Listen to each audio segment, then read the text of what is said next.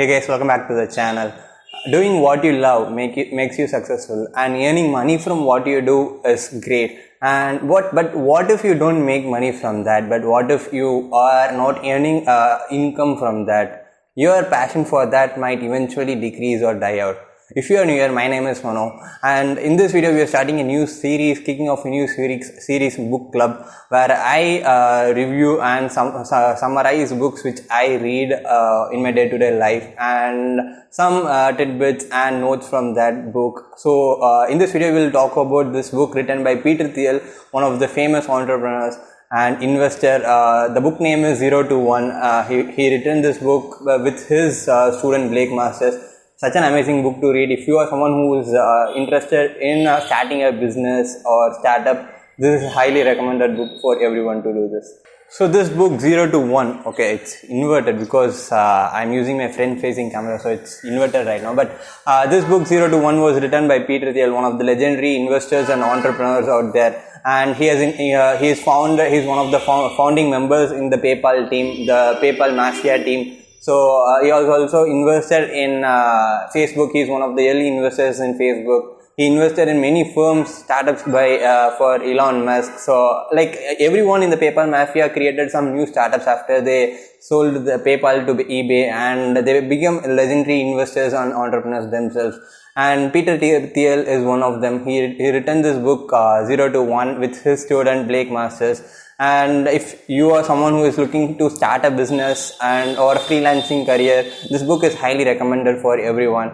And from his entrepreneurship and from his search of finding new startups to invest in, he has written this book 0 to 1. And now let's see what he has to say about entrepreneurship and business in this book. So Peter starts this book with this amazing quote where he says that every moment in business happens only once. The next Bill Gates will not build an operating system. The next Larry Page or Sergey Brin won't make a search engine. And the next Mark Zuckerberg won't create a social network. If you are copying these guys, you are not learning from them. So this is such an amazing quote. It has super depth and insight in this, and it says a lot about how a startup needs to be, how a business needs to be. And he says that vertical growth is super important for a startup to survive. And if a startup is moving vertically, it has most chances of being successful. So he considers two things, which is the vertical growth and horizontal growth. So in what is a vertical growth is that if your startup is finding solutions to a problem which haven't found a solution yet. So if there isn't a solution for a problem yet, and you are providing an efficient solution for that particular problem, you are moving vertically. You are moving from 0 to 1. But if you are improving or copying someone else and making your product even better than someone else, you are moving horizontally. Like your product is going from 1 to n. So that is what Peter Thiel says here. Vertical growth will always guarantee you much success. For example, let's say Apple. Let's consider Apple for both the cases. Apple has moved both horizontally and vertically in their whole. So what Apple did was Apple introduced Apple II, and this wasn't the first computer out there. There were computers before Apple II came out, and there were many other supercomputers out there. But at that point of time, in 1970s, 1980s, computers were specialized to only colleges, universities, researchers and professors, and not for every common people. But Apple II came out, and it was so affordable for everyone to use the Apple II. And it was so cheap that everyone could buy that and use their feelings to use a computer. And it was so emotional for Apple and other people who started using it. That's how Apple made a horizontal growth. Still, they succeeded in that. And they haven't gone from 1 to n. They just went from they had a product which already exists. They improved that product. So they eventually moved from 1 to n, not 0 to 1, because a product was already there. They improved the product and made it available for a few more users. So Apple moved from 1 to n in this process. And the second one is that moving from 0 to 1. When Apple introduced iPhone in early 2000s, so what they did was it's a completely revolutionary product. There was nothing such as a smartphone before Apple introduced iPhone. And iPhone was the first smartphone which all maps, calling, internet, touchscreen, everything in a completely packaged in a single system. And this was Apple's such a brilliant strategy to get into the mobile market and conquer them.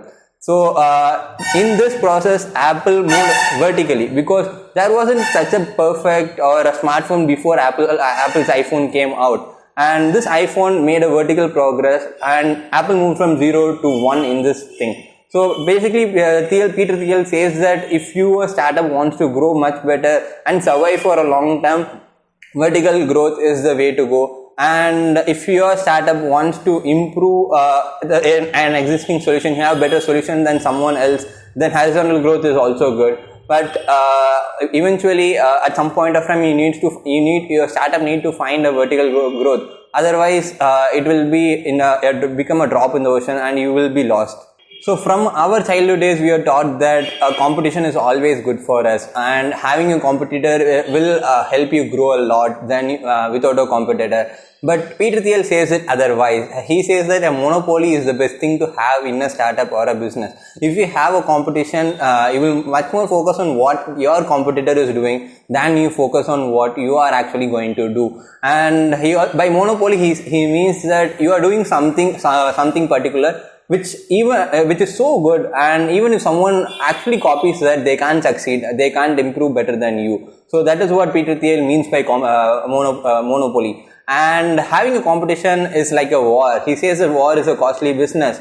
And considering the fact that Google is one of the best search engines out there, we all love Google it's such an amazing Google search engine. And what happened eventually was that as a startup, he compares both Microsoft and Google. So he says that Microsoft came from a different background. They produce operating systems for computers, and Google came from a different background. They started as search engine like startup, and there was nothing to fight about. They don't have any common place. They solve different problems for people, but he says that eventually the problem will arise between these two companies, and the problem actually arise. And he says that when they are as a startup, when Google and Microsoft were at their early stages, they don't have anything in common. They focus on their particular products. They focused on their niche. They focus on their own customers. But as they actually grew up, after they become a big company, they each focused on each other. Like Microsoft obsessed over Google, and Google obsessed over Microsoft. So as a result of their fight, there emerged Windows versus Chrome OS, Bing versus Google Search, Explorer versus Chrome, Office versus Docs, Surface versus Nexus.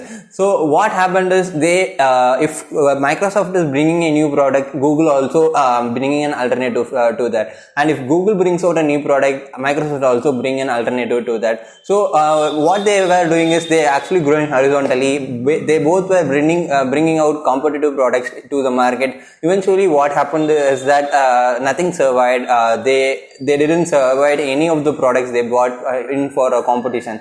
And eventually someone from a third party like Apple took this situation and overtook everyone, overtook Google and Microsoft. The interesting fact he states is that in January 2013, Apple's market cap was $500 billion, and Google and Microsoft combined their market share was $467 billion. But actually 3 years ago, like in between 2009 and 2010, the Apple's market cap was way lesser than each individual company's market cap. That is, Apple's market cap was lesser than Google's Google's individual market cap, and Apple's market cap was individually lesser than Microsoft's market cap. So within a span of 3 years, the competition costed both companies their dominance, and Apple surpassed them both and become the leader in the technological era. So just remember, war is a costly business. So every company starts small, and a monopoly dominates a large market share in the market. And every company, starting small is always a good thing, because from starting small you can validate your product, you can validate your idea, and then you can expand your progress. For example, he says that Facebook started as a college project, Facebook was available only for Harvard students, and it is available only in the Harvard campus. But eventually they grew up and they expanded, and now Facebook is a monopoly and they are dominating the social media space. So always start small and then expand and become a monopoly. We all heard of the first mover advantage. The first mover advantage is that when you are finding a solution to a problem which never, if the solution never existed, and you are the first one to give a solution to the problem and enter the market first, you can capture a large market share which while your competitors are finding other solutions and not yet getting started. And having a first mover advantage is always great. But Peter Thiel says that moving first is just a tactic and not a goal. And if you are someone who wants to move first, it's a good idea, but you can't survive a long way, because there will be a lot of hurdles and problems on the way. But being the last mover advantage is also a real thing. Being a last mover, you can understand what other companies are facing, what your competitors are facing, what problems they face, and you can correct the mistakes. You can apply the solutions to your own problems by learning from others. And this is such an amazing thing. It makes sense, right? So Peter Thiel also talks about branding and marketing strategies a bit. He says that word of mouth is one of the best marketing strategies a startup or a business can have. Consider whatever the business may be, having word of mouth is one of the best things to do. So what word of mouth is that, basically if you are using some product, let's say Zerodha for that matter, if you are using Zerodha is a stock broker in the stock market space. So they are the leading stockbroker out there, and if you are using Zerodha, you will recommend it to someone else because their product is so good that you can't choose to use other products. They give like their platform, their kite platform, their small case, whatever it is, it's super cool. You can't switch from Zerodha to other after trying out Zerodha. So what you eventually will do is that you will recommend that Zerodha product to someone else. So this is called word of mouth, and Zerodha is one of the best products and examples which you can use. You will never see a Zerodha ad on TV or posters on TV, but it is quite famous. Like more than 30 lakh, 40 lakh people are using Zerodha daily for trading stocks on the stock market. And this happened only because of word of mouth. And now they are like $1,000 billion company, which is such a crazy thing. And this solely happened because of word of mouth. And Peter Thiel says that word of mouth is something great and it's such a magical thing which a startup or business can have. So that's it for me, guys. Thank you so much for watching. If you want to check out the book, the link is in the description below. You can check that out. And so thank you so much for watching. See you guys next time.